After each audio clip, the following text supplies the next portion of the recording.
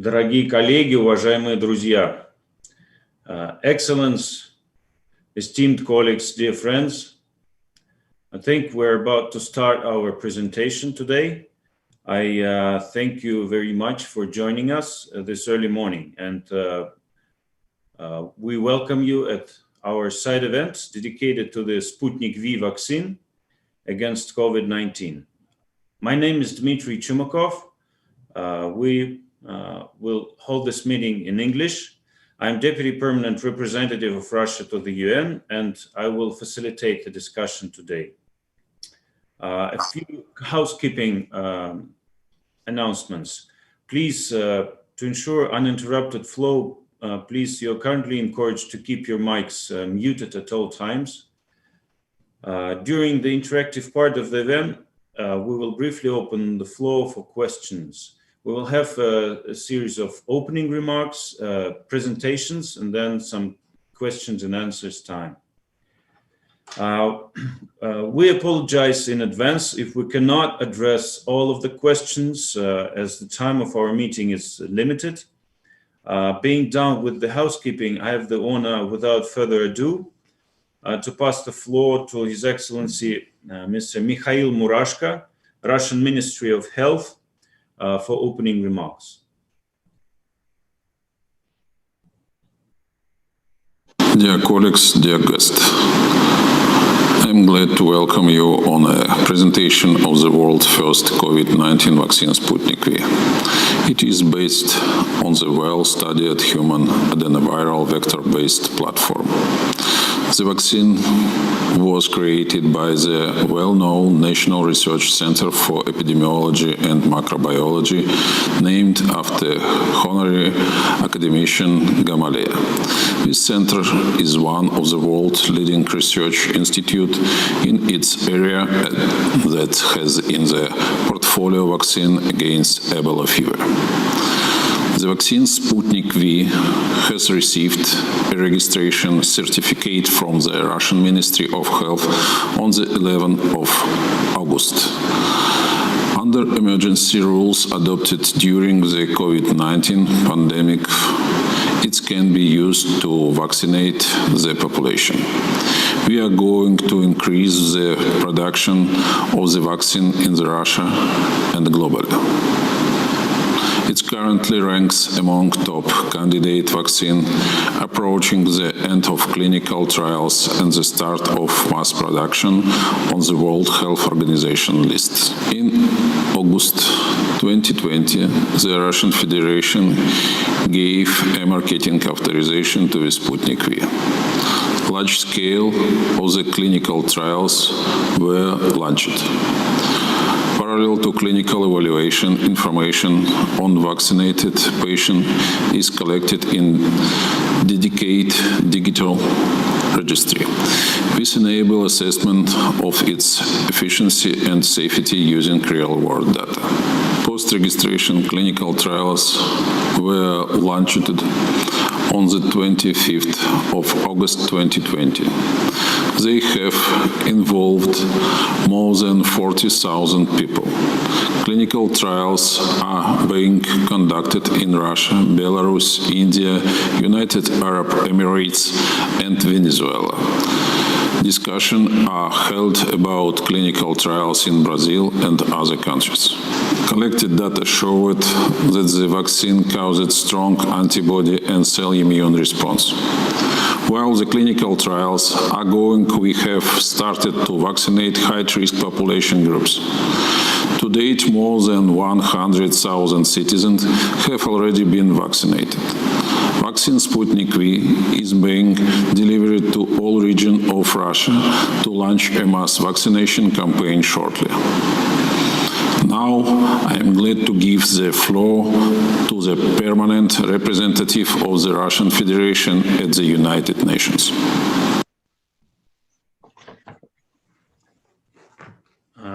Dear colleagues, yes, we're going to pass the floor to Russian Permanent Representative Vassily NEBENZIA. Уважаемый Василий Алексеевич, вам слово. Dear colleagues, ladies and gentlemen, it is my pleasure and honor to welcome all of you today at our side event. Our common priority today is to join efforts in countering COVID-19 based on solidarity, taking into account the efforts by the United Nations system, in particular the World Health Organization, with its central coordinating role in the global health response to the pandemic. This logic was behind the decision of the UN General Assembly to meet for a special session dedicated to the COVID-19 response, which will open tomorrow. Even before that decision, we were actively engaged in the related UN activities, such as drafting of the dedicated Security Council resolution and the 4 General Assembly resolutions, including the so-called Omnibus resolution on the coronavirus disease. We see our today's event as a contribution to the implementation of these documents. It is also to this end that President Putin, in his address to the UN General Assembly last September, reiterated the appeal to create green corridors free from restrictions and trade wars for foodstuffs, medicines, and personal protective equipment to address the humanitarian challenges across the world. Like other nations, Russia took unprecedented crisis measures, anti-crisis measures, in order to preserve people's lives and health, building on its scientific, industrial, and clinical experience. Our country has promptly developed a range of test systems, medicines, and vaccines to detect, treat, and prevent the new disease, including the world's first registered vaccine, Sputnik V, and you will certainly hear more about that in a few minutes. I will add that Russia has also been actively contributing to global and regional efforts to fight COVID-19, providing assistance to the most affected countries on a bilateral basis. Russia supported many countries in need by sharing personal protective equipment, testing systems, and laboratory supplies, and sending medical teams upon request. Multilaterally, we are allocating financial contributions worth tens of millions of US dollars to combat the disease and its impact through the WHO, UNDP, World Food Programme, and other UN agencies. As announced by the Russian president, our country is also ready to provide the UN staff, often at the front line of the fight against COVID-19, with the necessary qualified medical assistance. Besides, at his statement at the 75th session of the General Assembly, President Putin offered our Sputnik V vaccine for voluntary vaccination of the UN staff. Our dialogue with the Secretariat on this topic continues, as we have to address and resolve obvious issues before we come to actual vaccination. I would like to thank you all for being with us today. We are looking forward for a good presentation and a fruitful dialogue. I thank you. Спасибо большое, Василий Алексеевич. Thank you very much. Now, I have the honor to give the floor for the opening remarks by Mr. Kirill Dmitriev, Chief Executive Officer of the Russian Direct Investment Fund. Уважаемый Кирилл Александрович, вам слово. Thank you very much. It's really an honor to be here, and I wanted to thank the United Nations and Mr. NEBENZIA, our permanent representative of the United Nations, for this opportunity to tell you about Sputnik V. And we hope that this session is going to be very useful to share this information with your countries, because we all are fighting this COVID fight together. And I think this session is particularly important now, because just 30 minutes ago, President Putin announced that Russia will start mass vaccination, starting from teachers and from doctors from next week. And Russia will be one of the first countries in the world to undertake mass vaccinations. And it is possible because of the long history of science in Russia, and specifically vaccine science that dates back to 1768, when Catherine the Great received the first vaccination in Russia. And in spirit of partnership, Sputnik V will be available to other countries for mass vaccinations starting from early next year. And as I'll tell in a second, we are also building production partnerships and are willing to share our technology with all of the countries who are interested. And in the spirit of UN, I first wanted to focus on 3 key principles that are guiding us as we move forward, and then share some specific information on the vaccine. The first principle is togetherness. We can all solve this problem if we act together, if we forget about politics when we talk about vaccines. And I think United Nations is a great example and a great testament of togetherness that needs to happen. The second approach is portfolio of vaccines. Not one vaccine can solve the world problems.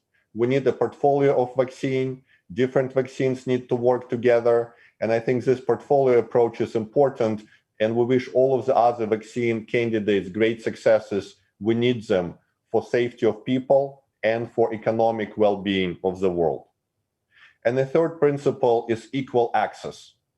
Equal access by wealthy and less wealthy nations to the vaccine, equal access by citizens within each country to the vaccine, equal access to production facilities to produce vaccine, and equal access to the vaccine itself. And those are the 3 very important principles that I believe are important and can be the foundation to finally defeat the pandemic together.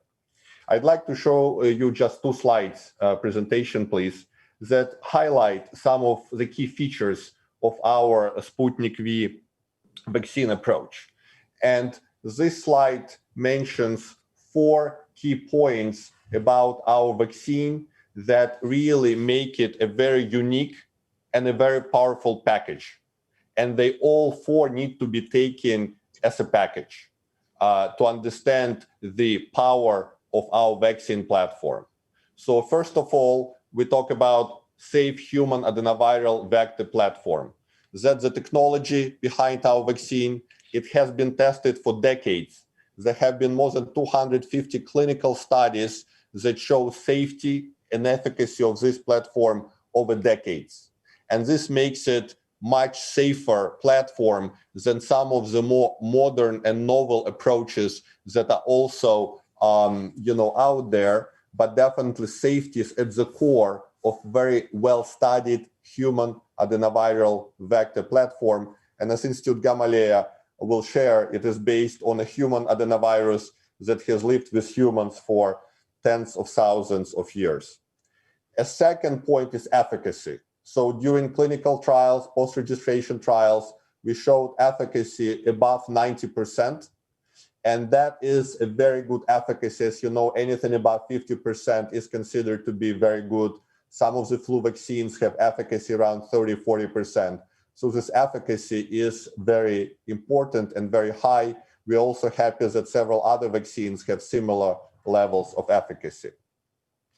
A third component is pricing. So our vaccine will cost less than $10 per dose, which is significantly lower than some of the mRNA vaccine. And we focused on making this vaccine available to the world. And it will be supplied to the world at the same price to all of the countries. And the fourth feature is ability to store the vaccine in one of the forms of the vaccine called lyophilized form in +2, +8 degree temperature. So that allows for easier storage, transportation, logistics, that makes this vaccine much more accessible to countries all over the world that may benefit from easy logistics and not overcomplicate themselves with very significant investment in freezing infrastructure. So you take those 4 components together and you see safety, efficacy, affordability, and ease of delivery without additional infrastructure investment. Next slide, please. And basically, the next slide goes into a little bit more detail about Sputnik. So it became one of the first registered vaccines in the world. Why? Because we based it on safe and human adenoviral vector platform. Other platforms that are out there have really not been studied for long-term effects. Human adenoviral platform has been studied for decades, and it was also one of the reasons why we were able to approve it in August in Russia. I mentioned efficacy of above 90%. We actually reached efficacy over 95% if we measured it on the 42nd day after the first shot. And we believe that efficacy is at a very good level. This is based on ongoing clinical trials of 45,000 people. I mentioned that more than 100,000 people have already been vaccinated before this vaccine became available in Russia. And Minister MURASHKO just mentioned that 100,000 of Russians have already been vaccinated during the pandemic with this vaccine. The key feature of the vaccine is we use two different vectors to deliver the spike of coronavirus. So first of all, it's impossible to get sick with COVID from the vaccine because it contains only the code for the spike of coronavirus. And secondly, the fact that we use two different vectors makes it more efficient, we believe, because vaccines that only use one vector for two shots may see reduced efficacy of the second shot because of the immunity that develops to the first shot.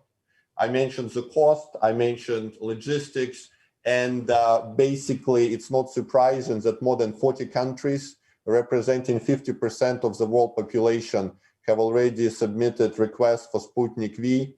We received orders for more than 1.2 billion doses, and we will work on producing them through our partnerships in India, China, Brazil, Korea, Argentina, other countries, in countries where we'll also produce a vaccine in addition to Russia.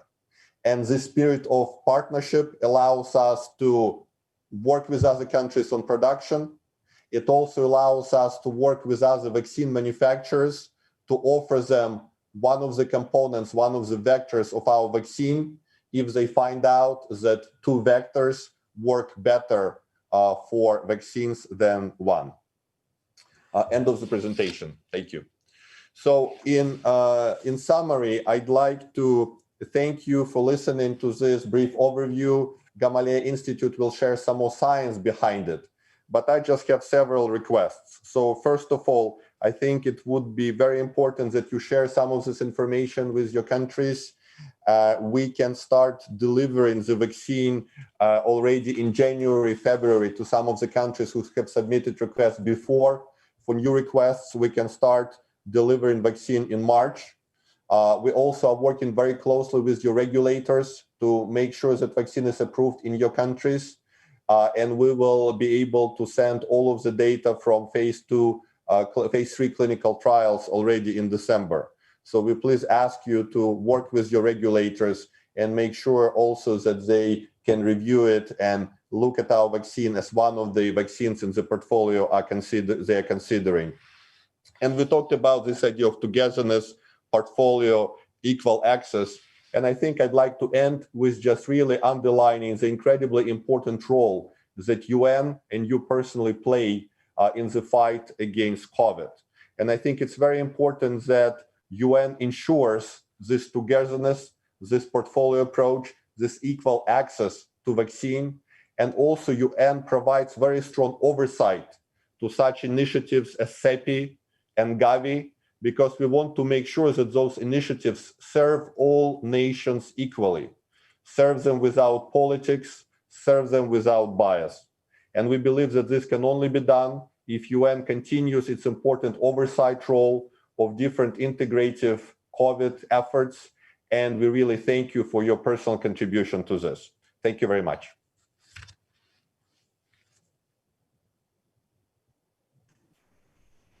Уважаемый Kirill Alexandrovich, спасибо большое. Thank you very much for this presentation. I would like to give the floor to Darya Yegorova. It's Gamaleya National Center of Epidemiology and Microbiology in Moscow. Уважаемая Дарья, вам слово. So thank you. Please share my slides.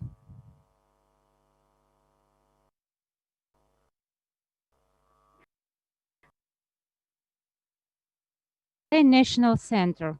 In the prism of global pandemic, it's a great opportunity for us to present here and today our vaccine product for prevention of COVID-19.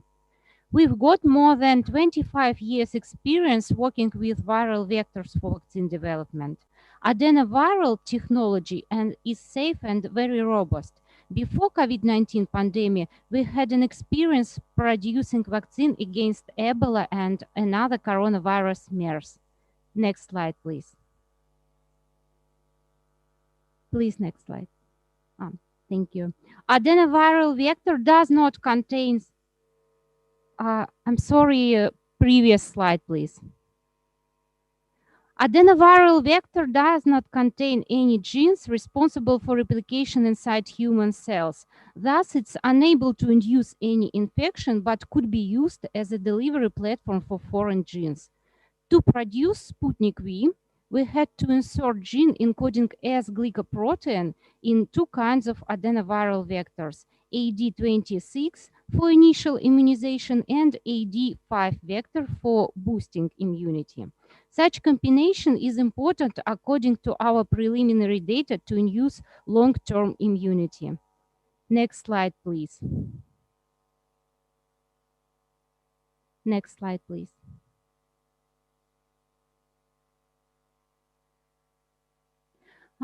These two components injects in the regimen with interval 21 days. Also, we are able to produce this vaccine as two forms, as liquid form and as lyophilized form.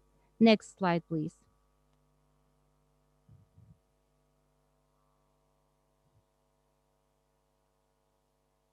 Now we have completed preclinical research. Using different animal models, we had been able to show that vaccine is safe and very efficient, and it used not only humoral, but also cellular, primarily cytotoxic protection. Our data on transgenic mice, immunosuppressed hamsters, and two species of non-human primates showed clear protection against lethal infection, against protection against lung damages.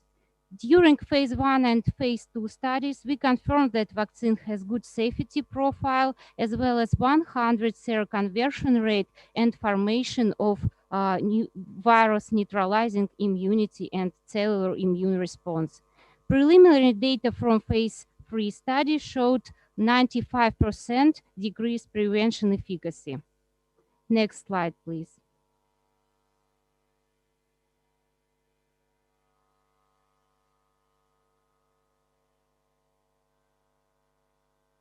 Based on these results of preclinical studies and phase 1 and phase 2 studies, in parallel with ongoing phase 3 study, Sputnik V has been registered for medical use according to fast-track procedure under special government decree.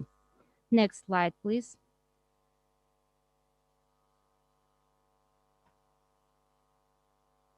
This registration allows us to use vaccine in real clinical practice, but strict safety control is applied, as well as several other requirements in strict monitoring of vaccine movement and all safety events. Next slide, please. To provide broad monitoring, special web application and previous slide, please. Please. Previous slide.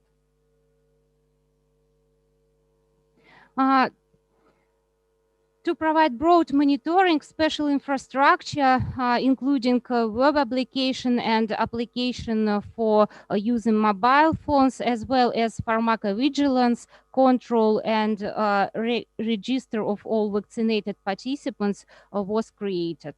Next slide, please.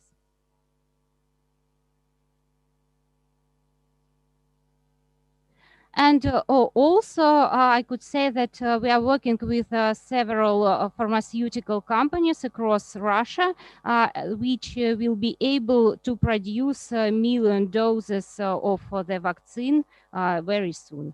Thank you for your attention, and we are ready to answer all your questions.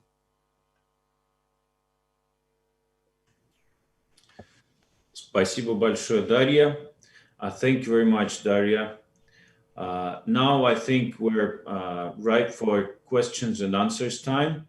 I would also announce that upon completion of this event, we will circulate the information materials about what we were telling people in these presentations. But your questions, you may raise them either in chat or just raising your hand in the screen, or just using the raise hand button in the chat. So I would give some time to colleagues to chew the presentations. I'm sure that it is, despite of the difference of time, we have a lot of participants here, and we have open web translation, webcasting. So looks like in the early morning people are shy.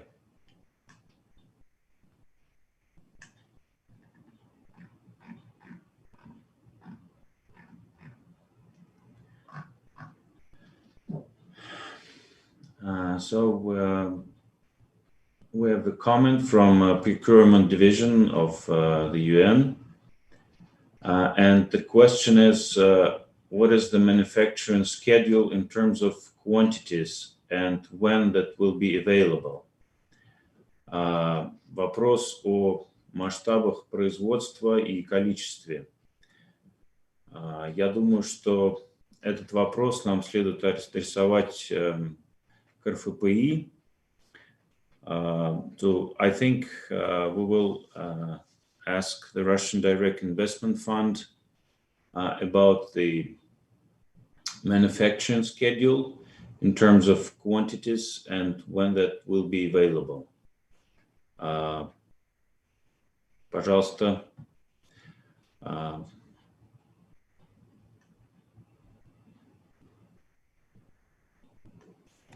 Okay, can you hear me now? Can you hear me now? Hello? Yeah? Yes, sir, we can. Okay, great. So basically, we have two type of production arrangements. So Russian manufacturing capabilities will mostly be producing for Russia. And we will produce more than 2 million doses this month of vaccine. Now, Russian dose is actually 2 shots. So when you hear other people say sometimes, doses, they mean 1 shot. So if you use their terminology, it means 4 million doses. So we'll produce 4 million doses for 2 million people already in December. And we will really ramp up dramatically in January and February. We will be producing tens of millions of doses of the vaccine already starting from February in 4 key geographies. It's India, Brazil, China, Korea, and Argentina. We already reached supply agreement and production agreement with those countries for 500 million doses of vaccine from next year.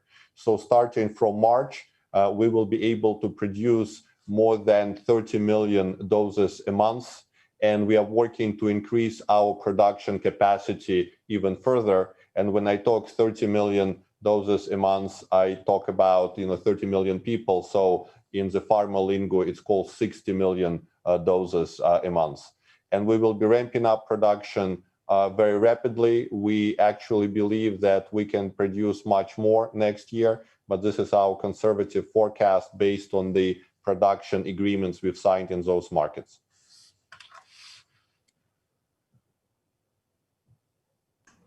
Спасибо большое, Kirill Alexandrovich. Thank you very much. I see the question from Associated Press. It sounds like Minister MURASHKO and Mr. Dmitriev mentioned that 100,000 people in Russia have already been vaccinated. And how many of them participate in the phase 3 trial? And how many of them were vaccinated outside of the clinical trial? And who received the vaccine outside the trial? So I'll answer the question. So basically, as part of the clinical trial, we already have around 25,000 people vaccinated with both shots of the vaccine. As I mentioned, the vaccine was approved for use in August. And since August, it was allowed to vaccinate volunteers outside of clinical trials. And as Mr. MURASHKO mentioned, those were medical volunteers mostly, because we wanted to protect our frontline personnel first. So as he mentioned, overall, 25,000 people have been vaccinated as part of clinical trials now. The rest of the people have been vaccinated outside of the clinical trial. And, it sort of begs the question how Russia was able to do it. Well, several things. First of all, as I mentioned, human adenoviral platform is very different from other platforms, which are mRNA and chimpanzee adenovirus. There are no long-term safety studies for those technologies because they're very new and they have not really been developed for a long time, unlike human adenovirus that has been studied for decades. And secondly, we saw some criticism in August when people said, oh, emergency approval for vaccine, does it make sense to do so? But I think we'll see this month that lots of other countries and many countries in the Western world will also go for emergency approval, even before all of the clinical trials, phase 3, is complete. Why is it wise to do so? Because for high-risk personnel, the risk of dying from COVID is very significant. And it definitely is worthwhile to pursue those approaches that Russia pioneered, where you allow vaccine to be used on high-risk personnel if that high-risk personnel volunteers for vaccine use. So we believe we actually were pioneers of this approach in August, of showing that emergency approval concurrently with finalization of phase 3 trials is the right approach. And now efficacy and safety results show that that was